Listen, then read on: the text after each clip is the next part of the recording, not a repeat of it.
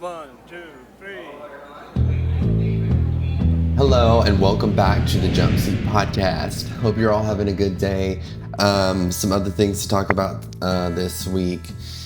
Today has been a little bit slow for me. I didn't really feel like getting out of bed. I didn't go to the gym.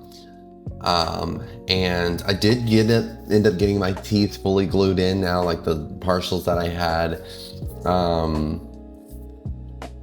That's something I really want to talk about is the dentist industry. Like, I can't tell you how expensive it's been and how painful it's been just to get all the work done that I needed to get done, just to have a normal mouth. And like, mine wasn't like this, oh my gosh, I didn't take good care of my teeth and it was all my fault. It was like I was born without, with impacted teeth that were stuck up in my sinus cavities. There was four of them, and then meaning that I had four missing teeth, and I had two on this side, two on this side, and that was tough within itself. Like, it was very challenging growing up, not being able to um, actually, you know what I really should start with in that is my teeth have been a pain in the rear for like my whole entire life. Like, I was homeschooled a lot when I was really little, so I didn't really go to public school a lot and get bullied until I was probably in like sixth or seventh grade when I was close to getting to like middle school. I had buck teeth. I had like these big gaps in my teeth, and people really, really, really made fun of me. And I guess I would say like my teeth weren't the white, like most white teeth, but I did take care of them growing up, and it just was always something going on with them. But I just knew like that's when I really started the insecurity around my smile because I was one of those kids that was also pushing trash cans for looking ugly. Like they would call me ugly. And, it's just bullies, kids being kids. But when you're a kid yourself and you're going through that, it's kind of triggering growing up when you get older and you get out of that and you build like this thick skin. So I built like a good thick skin for myself and ended up making fun of it myself and just like, whatever, this is just what it is. I have to make it through school. But internally, I really just sat with it and hated myself. And I went down this huge rabbit hole within myself of like, oh, I look ugly. I'm not going to amount to anything. I was in the only thing that really probably saved me is going into sports, going into football. Like, kids just kind of looked up to you after you're going to football. But then I like broke my arm in football. I played basketball, I played all the sports. I didn't know myself sexuality or anything. I didn't know myself sexually anyways. I just was just, I think you're too young. I don't know. For me, I was young before I really figured out like what gender I liked, if that was a thing. I just didn't feel that way. I didn't have any sensations or anything. Like, it was just like, oh, I don't feel a certain way. But I will say I dealt with so many insecurities and bullying, and so much so that I think that's what started a lot of my like really deep depression of just like not wanting to be here. I was like, what's the point of being here? If like everywhere I went, everyone was joking or picking on me. Like, I got picked on even when I went to church and stuff like that. There was people there that were just brutal. And I think it's just now I could see on the other side, like, they're dealing with their own insecurities. But at the time when I was a kid, like, you don't know that you're dealing with your own, and you're trying to figure out and navigate life. And it made it really hard for me to study. It made it really hard for me to go through school. I finally did go through school, and by the time I got into high school, I just wanted to get them out of there. Like, get me out of this high school, get me out of the school situation. I was held back. I had learning disabilities. I had dyslexia. I had ADHD and all these different learning disabilities that made it challenging for me to fit in. And I never really felt like I wanted to fit in. I don't know if anything like later on in high school, I think I started to like just understand that I don't really fit in anywhere, but I also fit in everywhere. I don't know if anybody else can relate to that. I didn't have a set people like a set click or something. Like, I just didn't understand that. I always felt like we all should just get along, but that wasn't the perfect world that we lived in, right? So I painted that own picture in my head, like, because I just felt like I got along with the jocks. I also got along with the nerds. I got along with other people that were maybe picked on a lot. I don't know. Like, I just was always in every single group when it came to lunch that I felt like I didn't even fit in at all. I don't know if anybody else can relate to that. Because, like, everyone seemed to feel like they fit. And they may have felt the same way, but it was just like, I felt like everyone seemed to fit in with their own little, like, set people, and I just never did. And I even now, it's like coming out as gay and stuff like that, I still don't feel like I can click and connect with the gay community, and like trying to create this community of myself. It's just never been me. I just feel like I just get along with everyone, um because we're all people, and I guess I saw that at a very young age. So I don't know, that's something that I'm know about myself that I feel like is can be very helpful, and also like let me down a lot as a kid. But yeah, I mean, my self esteem was really bad. I didn't like myself. I spent, like I said, going back to my teeth situation, that was one of the biggest things. So to now, like, flash forward, finally get the work done completely is just a weight lifted off of my even childlike self, a child self, that I can go back and just say, you're gonna go through so much crap, but like at the same time, it's also gonna make you who you are today.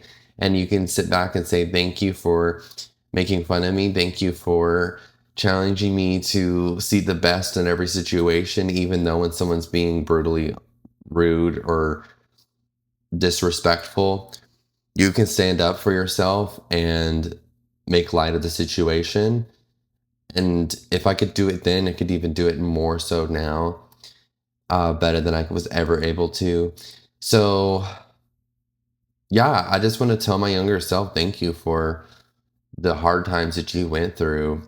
And it's all worth it. Like, you're gonna get your teeth fixed, and it's not even just getting my teeth fixed for that purpose. Like, there were so many other reasons why I needed to get my teeth fixed. Like, I wasn't able to eat properly, and that was probably one of the most important ones when it came to like insurance companies. They had to fight just to get the surgery done to get them outside of my sinus cavities, which they were affecting my way I was breathing and stuff. So it was just so annoying how our systems is. Like, even though you may have insurance and you have stuff to use for your own earned money, they like fight you for it. It's like, it shouldn't be like that. Why do we still live in a system where we have to fight for everything that we need for ourselves? Like, everyone thinks that everyone's out to get them.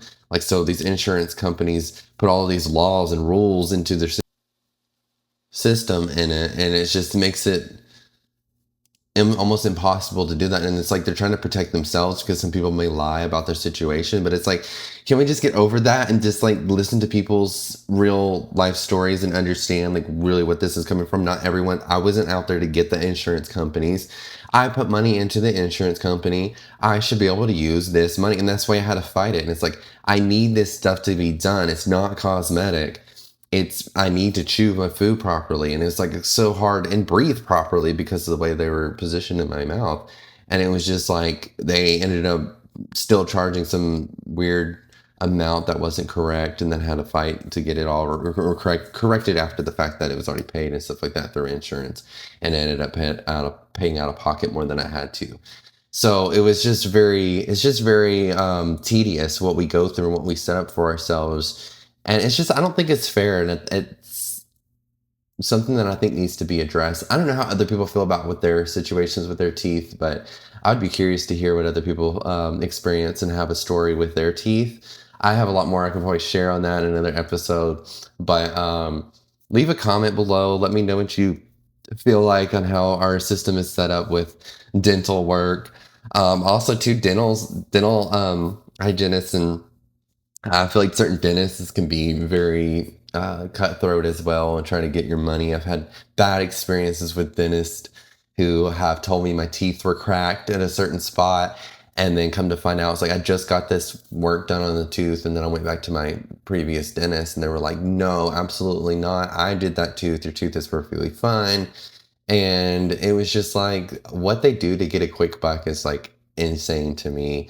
To deal with people's teeth that are like you have to like eat your food is beyond, I don't know, outside of this world, psychologically twisted, in my opinion. So I don't know. I've had so much mess going on with my teeth, but I don't know. So let me know what you guys think about your dentist and what how your experience with your teeth have it been like amazing. I hope it has. I hope you've not had to deal with a lot of issues with your teeth.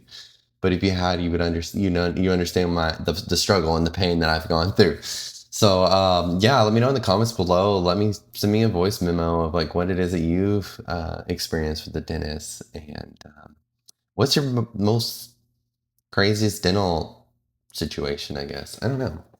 I feel like this is so outside of the jump seat theme of things, but I don't know. Actually, I could tie that into the jump seat because as a flight attendant, that's another thing that's been really hard, and something I want to talk about as well is that, you know, we want to have that perfect smile as a flight attendant because we're always smiling. We always have to greet people and say hi, welcome aboard, you know, or thank you, have a great day, and just smile and be there for people. And when you don't feel confident within that smile, that's like, I think, just, it's a downer. It's like, okay, I don't feel like I can present myself to be this stewardess, flight attendant for my passengers. Um, and I know that sounds cosmetic in this situation, but it's like, it's important to us and it's important to me, like to show up and have that confidence. But you know, it's really interesting too, even when I had like some faded teeth, because the tooth that I had right here is faded. Um, I had passengers say all the time, "Oh my God, I love your smile." And I'll never forget this one passenger who I think it's really funny. Was walking off the plane. She goes, "Oh my God, are you the flight attendant with the gold tooth?" And I was like, "What do you mean?" She's like, "Yeah, you were telling me in the beginning that you had a gold tooth." Apparently, it was the number one lead flight attendant in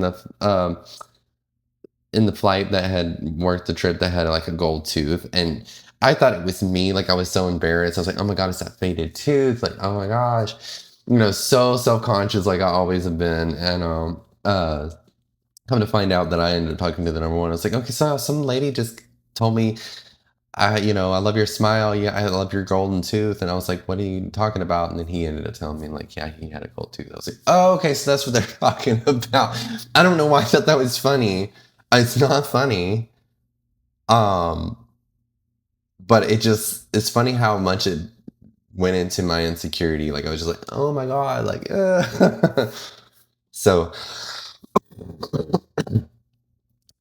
But yeah, those are the little things and little stories that I've had throughout my career as a flight attendant. There's probably some other things that's happened with my teeth, but I used to have a lot of people say I had a great smile, and now I'm really excited because I have like the perfect smile now. My teeth are actually fixed permanently. I don't no longer have to take this flipper out of my mouth all the time, and I feel so much better, confident that I could smile and breathe again properly.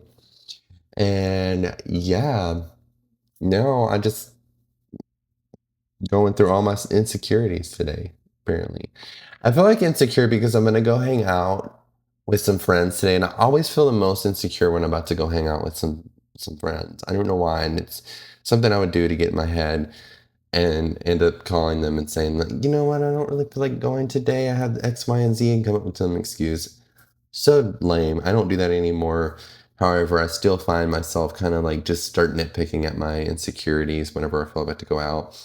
Um, it's kind of ingrained in me to do so, just to like, I don't know, bring myself down a little bit. To just like, okay, if I can tell my insecurities myself, then I won't feel as insecure when someone else says it, you know? And it's so silly because I'm a very big, I guess, extrovert. I mean, I've always felt like I'm an introvert, extroverted type person.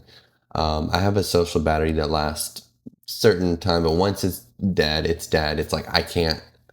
There's no like bringing me back in 2 seconds. It's like it's gone. But I've gotten better with that as well. I can also kind of just like tap into my energy, even though I'm feeling that I have none. So you know, I don't know. But yeah. That's it for now. I'm gonna not make this video that long because I don't want you hearing me rambling about my insecurities. So maybe that's a topic for another day, and you can let me know what you guys think on that. Till next time. So have a great weekend, everyone. I love you all so very much. Thank you for watching. I appreciate everything that you're doing. And if you want to hear some more jump seat stories, jump seat podcast stories, let me know what you would like to hear some of us flight attendants talking about what we see, hear, do, think as flight attendants on the jump seat. Stay tuned for more. That's it for now. Have a great weekend. Love, peace, and unity.